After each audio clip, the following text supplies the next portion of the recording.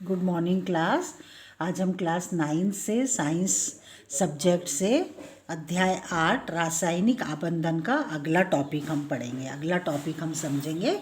आज का जो टॉपिक हम समझेंगे वह है सहसंयोजक बंध। सहसंयोजक बंध परमाणुओं के मध्य इलेक्ट्रॉन युग्म की साझेदारी द्वारा जो बंध बनते हैं उन्हें हम क्या कहते हैं स्टूडेंट? सहसंयोजक बंध कहते हैं। ये क्या है? परमाणुओं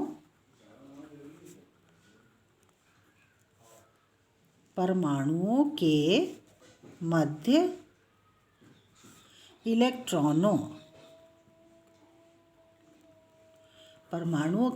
इलेक्ट्रॉनों युग्म की साझेदारी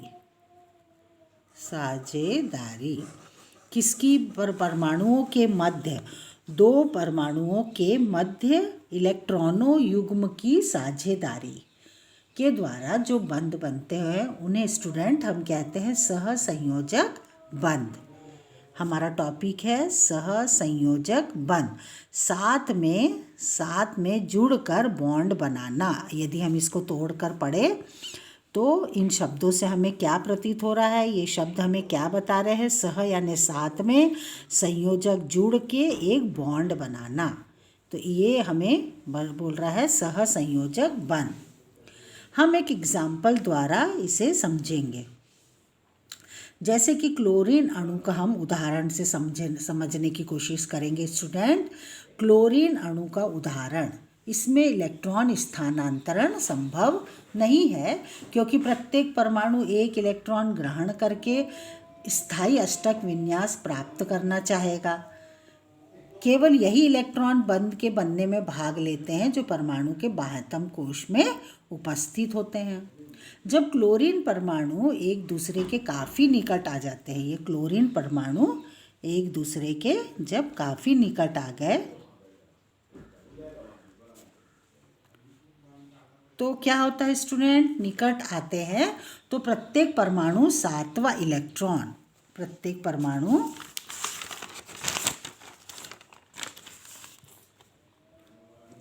क्लोरीन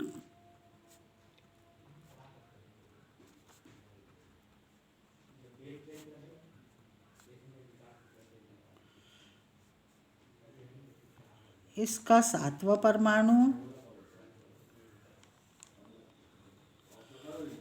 इस तरह से दोनों की साझेदारी से क्लोरीन इस तरह से, तो प्रत्येक परमाणु सातवां इलेक्ट्रॉन एक दूसरे परमाणु के सातवें इलेक्ट्रॉन के साथ सातवां इलेक्ट्रॉन के साथ क्या करेगा स्टूडेंट? साझा कर लेता है। दो परमाणुओं के बीच यह आबंधन उनके बीच समान रूप में इलेक्ट्रॉनों के युग्म के, दोनों के इलेक्ट्रॉनों के युग्म के सहभाजन से बना है। हम इसे क्या कहेंगे स्टूडेंट? सहभाजन। क्या कहलाएगा ये? सहभाजन से बना है। ऐसे आबंधन को हम कहेंगे सहसंयोजक बंध। ये कौन सा बॉन्ड बना है क्लोरीन का? सहसंयोजक बॉन्ड बना है। दूसरा हम समझेंगे विद्युत संयोजी बॉन्ड। जैसे कि सोडियम क्लोराइड है, विद्युत संयोजी बॉन्ड में क्या होगा? सोडियम एक इलेक्ट्रॉन क्लोरीन को देगा। सोडियम क्लोराइड विद्युत संयोजी बॉन्ड परमाणुओं के मध्य इलेक्ट्रॉनों के आदान प्रदान से जो बॉन्ड बनता है उन्हें हम कहते हैं विद्युत संयोजी bond. For example sodium chloride का बनना। सोडियम एक इलेक्ट्रॉन क्या करेगा? सोडियम में क्या है? विन्यास इलेक्ट्रॉनों की 2, 8, 1। और क्लोरीन का क्या है स्टूडेंट? क्लोरीन का है 2, 8 और 7। इस तरह से तो सोडियम एक इलेक्ट्रॉन क्लोरीन को दे देगा जिससे कि क्लोरीन का अष्टक पूर्ण हो जाएगा और सोडियम का भी अष्टक फिर 2, 8 से सोडियम का अष्टक भी पूर्ण हो जाएगा। जिसके कारण उसकी बाहरी कक्ष में अष्टक पूर्ण हो जाते हैं। उसी प्रकार क्लोरीन को 1 इलेक्ट्रॉन मिल जाता है। 2, 8, 7 में यदि सोडियम से 1 इलेक्ट्रॉन मिल जाने से उसकी भी बाहरी कक्ष में 8 इलेक्ट्रॉन पूर्ण हो जाते हैं। इस प्रकार हम देखते हैं कि इलेक्ट्रॉनों के आदान प्रदान से दोनों तत्वों के अष्टक पूर्ण हो गए हैं। सोडियम का अष्टक भी पूर्ण हो गया है और क्लोरीन का अष्टक भी पूर्ण हो जाते हैं। इस क्रिया में जो परमाणु इलेक्ट्रॉन त्यागता है वह इलेक्ट्रॉन की कमी के कारण धनावेशित हो जाता है। स्टूडेंट, जो इलेक्ट्रॉन को त्याग रहा है वो धनावेशित हो जाता है और जो परमाणु इलेक्ट्रॉन को ग्रहण करता है वह इलेक्ट्रॉन प्राप्त करके ऋणावेशित हो जाता है। इन आवेश युक्त परमाणुओं को हम आयन कहते हैं। आवेश युक्त परमाणु जो होते हैं वो क्या कहलाते हैं स्टूडेंट? आयन कहलाते हैं।